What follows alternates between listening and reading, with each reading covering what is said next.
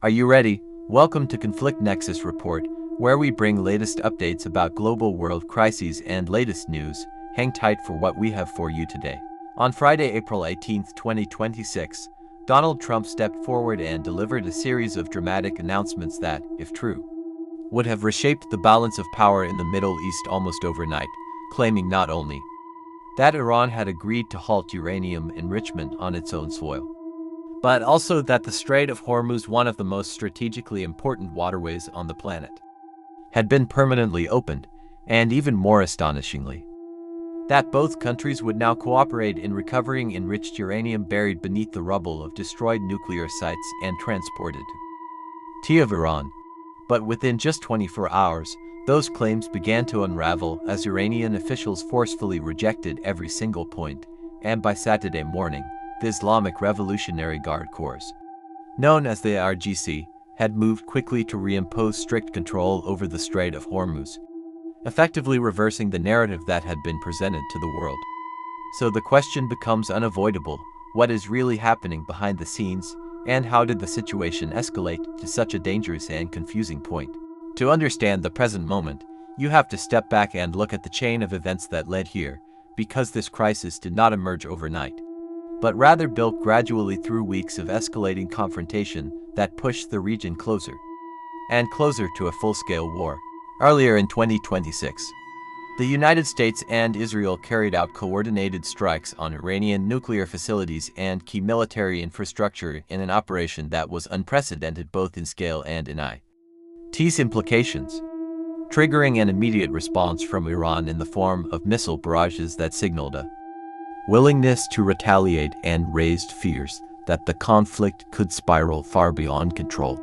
At the center of this tension sits the Strait of Hormuz, a narrow but critical passage between Iran and Oman through which nearly one-fifth of the world's oil supply flows, giving Iran a powerful strategic lever that it can use to influence not just regional dynamics, but the global economy itself. As tensions escalated, Iran began restricting movement through the strait, creating immediate shockwaves across global markets, driving oil prices upward, discouraging insurers from covering shipping routes, and forcing tanker operators to reconsider whether it was even safe to pass through one of the most important maritime corridors in the world. In that moment, the need for a ceasefire became urgent, not just for the countries directly involved, but for the entire global system that depends on stable energy flows. That ceasefire eventually arrived, but in a way few expected, as Pakistan, rather than traditional Western powers or international institutions, stepped in to broker a temporary agreement that paused hostilities and reopened limited access to the Strait of Hormuz. On April 8th, Pakistan's leadership announced that a two-week truce had been reached between the United States, Israel, and Iran, with Iran agreeing to allow commercial shipping to resume during that period, offering a brief window of stability in an otherwise volatile situation.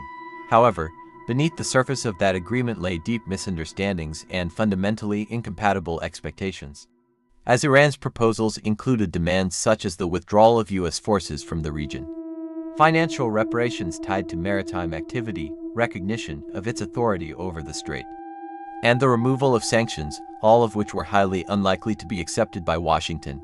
At the same time, the United States maintained a firm and uncompromising position that Iran must permanently abandon its nuclear ambitions, including enrichment and stockpiling, creating a situation in which both sides believed they were negotiating from strength, but were in reality moving further apart. When U.S. Vice President J.D. Vance traveled to Islamabad in mid-April to lead negotiations, there was cautious optimism that progress could be made. But those hopes quickly faded as talks broke down without any meaningful agreement, highlighting just how wide the gap between the two sides had become. Public statements following the collapse made it clear that neither side was willing to compromise on its core demands, particularly when it came to Iran's nuclear program, which remained the central point of contention. In response, Trump escalated the situation further by announcing a naval blockade targeting Iranian ports, a move that intensified economic pressure on Iran and contributed to further instability in its already weakened currency. Then came the turning point: Friday's announcements, which introduced a completely different narrative that seemed disconnected from the reality described by negotiators. and officials on both sides. Trump's claims suggested not just progress, but total agreement on issues that had previously been considered non-negotiable, including the complete cessation of uranium enrichment and unprecedented cooperation between long-standing adversaries. However, for many observers, especially within Iran, these statements did not resemble the outcome of a negotiation, but rather a unilateral declaration of terms that implied capitulation. The reaction inside Iran was swift, intense, and deeply revealing, as officials, commentators, and even loyal supporters of the government openly rejected the claims and expressed frustration, confusion, and anger over what they perceived as misinformation. Public discourse quickly shifted from external conflict to internal questioning as people began to ask whether years of hardship, sanctions, and sacrifice were leading to concessions that had never been openly discussed. State media amplified these concerns, while social platforms, despite restrictions, became spaces for debate, criticism, and growing uncertainty about the direction of the country. By the following morning, the situation had shifted once again as the IRGC moved decisively to reassert control over the Strait of Hormuz, announcing new restrictions and framing the move as a response to ongoing U.S. actions, particularly the naval blockade. This decision had immediate global consequences, sending oil prices rising once more and reintroducing volatility into markets that had only briefly stabilized, while also signaling that the ceasefire was becoming increasingly fragile. As things stand now, the situation remains unresolved and highly unstable, with the ceasefire nearing its end, no comprehensive agreement in place, and both sides holding firmly to positions that leave little room for compromise. Efforts to revive negotiations continue, with Pakistan attempting to mediate further discussions, but the underlying issues, particularly the future of Iran's nuclear program, remain as contentious as ever.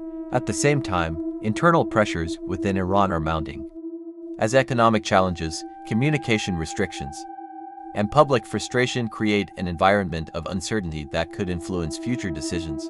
Looking at the broader picture, there is a sense of historical repetition, as past diplomatic efforts that once managed these tensions have given way to a more confrontational approach that carries significantly higher risks.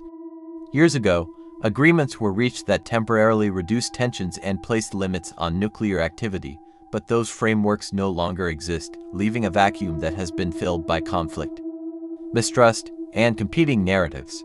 Now, as the ceasefire window closes and the Strait of Hormuz remains restricted, the world is once again watching closely, aware that the next steps taken by either side could have far-reaching consequences not just for the region, but for global stability as a whole. Whether this leads to renewed negotiations, prolonged standoff, or further escalation remains uncertain, but one thing is clear: the stakes have rarely been higher, and the margin for error continues to shrink.